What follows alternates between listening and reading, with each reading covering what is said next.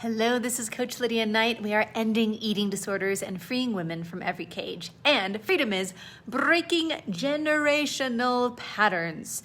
So, very often we find with the over 5,000 we've interviewed, with over the 1,000 women that we have shown freedom, that there is a very strong generational link.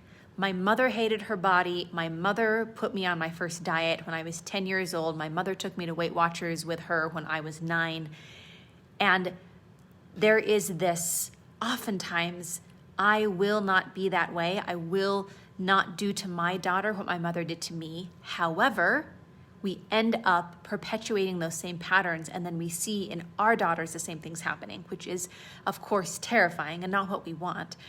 And there is this idea that, women are really, it's promoted growing up as a woman that you put everyone else before yourself, that you give to everyone else, that you put yourself last.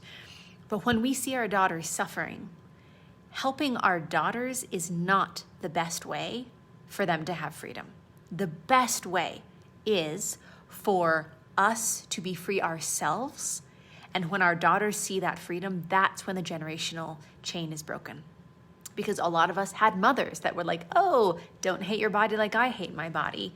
But there's still that but I'm really freaked out that your body is changing. And so let's go ahead and do a diet together. I will help you. So breaking those generational patterns is an incredible, incredible piece of freedom. Because you get to see it didn't start with my mother. It started with my grandmother, and it started with her grandmother. And there's this long line of women displeased with their bodies, trying to change themselves, not feeling good enough, going on diets, and spending their lifetime never being at peace with themselves. And when you choose to be that person in the generational chain that breaks those chains, then it's not just your daughter, it's her daughter, and it's her daughter. And it's freedom that gets to go through generations, and you are the one that made the difference.